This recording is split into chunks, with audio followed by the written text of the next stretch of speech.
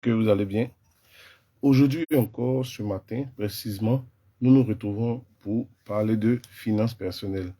Mais plus précisément, nous allons parler du DPEA. C'est quoi le DPEA?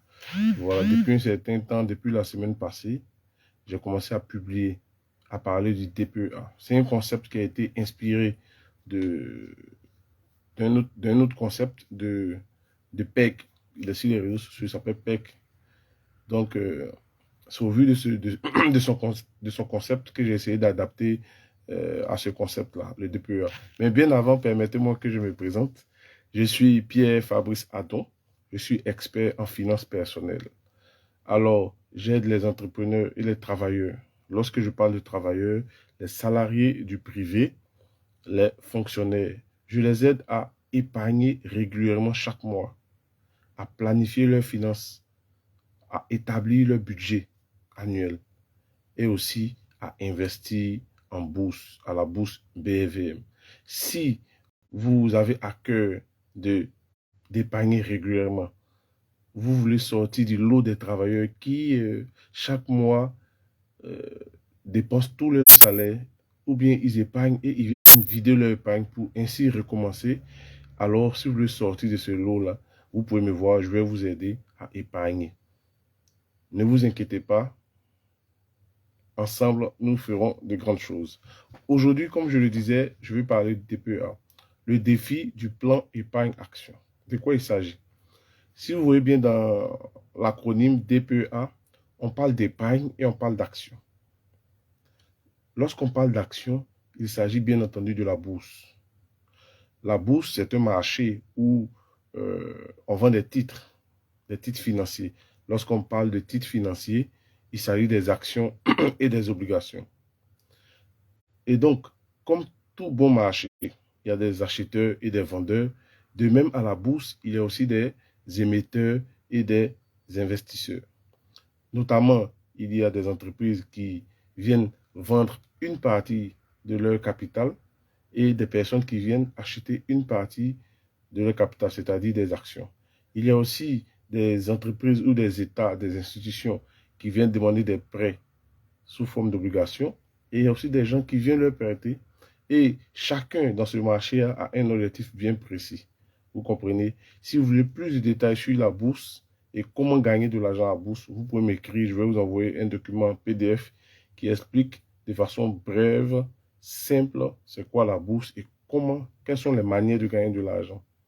Donc, voici un peu le volet action. Le volet épargne.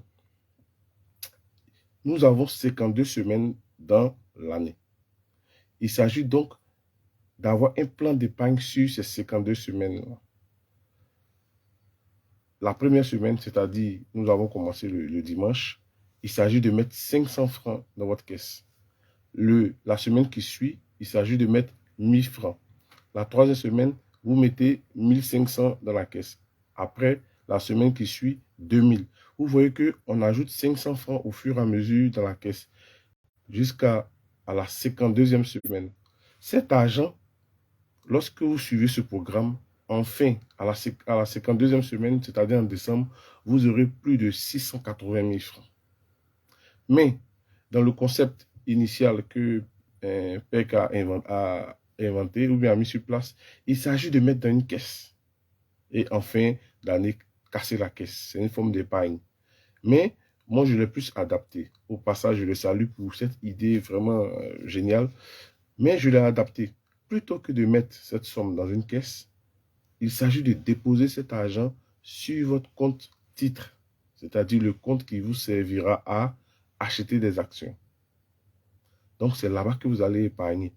Maintenant, bien entendu, je vais vous faire une formation qui va vous permettre de dénicher les actions gagnantes en fonction de votre profil.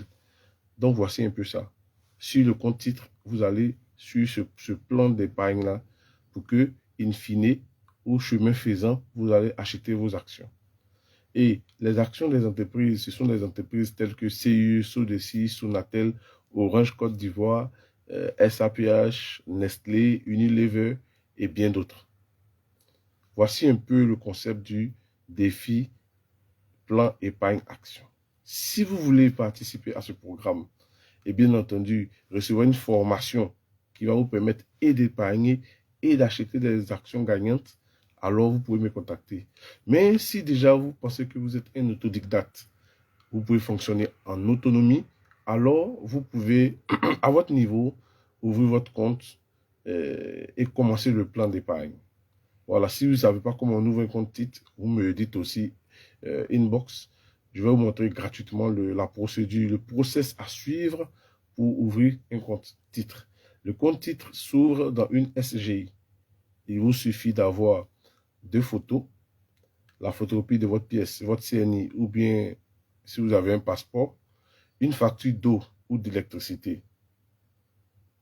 En Côte d'Ivoire, ici, on va parler de CE ou ce-ci. Si cette facture-là porte votre nom, alors vous pouvez l'utiliser pour l'ouverture. Mais si elle ne porte pas votre nom, ce n'est pas bien grave. Vous avez la possibilité de faire ce qu'on appelle le certificat de résidence.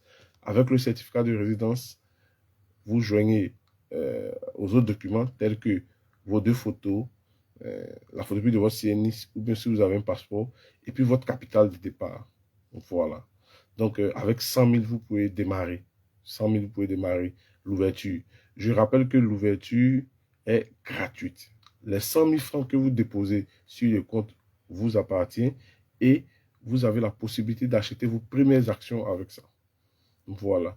Donc, voici le message que j'avais à vous porter ce matin. Je lui ai dit que cette année 2003, vraiment, cette année doit être ton année d'épargne et d'investissement. Éloigne-toi au maximum des distractions parce que ton âge avance. Tu vois, peut-être que tu as des enfants, tu as un avenir à leur assurer, tu as une retraite à préparer, tu as une maison à payer, etc., etc. Tes besoins augmentent, la cherté de la vie, etc. Donc, ce n'est plus le moment d'être distrait. Hein? Écoutez-moi bien, ce n'est plus le moment d'être distrait. Il faut être concentré. Éloignez de vous la distraction, en tout cas au maximum. C'est lorsqu'ils sont derrière soudés et on peut commencer à faire ce qu'on veut. Les choses vont vite maintenant. Donc, il faut beaucoup anticiper, être discipliné pour que lorsque vous allez rencontrer le vieux qui est en vous, c'est-à-dire à l'âge de la retraite, vous serez âgé, vous n'allez pas peser sur vos enfants. Parce que je vois ça souvent des parents qui, à leur retraite, soutirent de l'argent encore à leurs enfants, ce qui n'est pas mauvais en soi. Mais quand l'enfant même ne se retrouve pas, ça devient pesant et ça devient compliqué. Vous comprenez? Donc, pour sortir de ce lot de personnes-là, pour éviter cela, c'est maintenant. C'est maintenant. Si par le passé, vous n'avez pas épargné, vous avez fait des investissements qui n'ont pas marché, c'est pas grave. Tirez des leçons, formez-vous et allez de l'avant. Mais 2023, l'année de l'épargne et de l'investissement. Marquez ça quelque part parce que je pense que c'est très important. Bonne journée à vous. Que Dieu vous bénisse. Et nous nous retrouvons demain pour aborder un autre thème.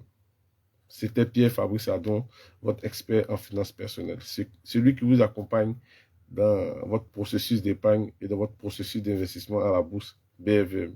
Bye.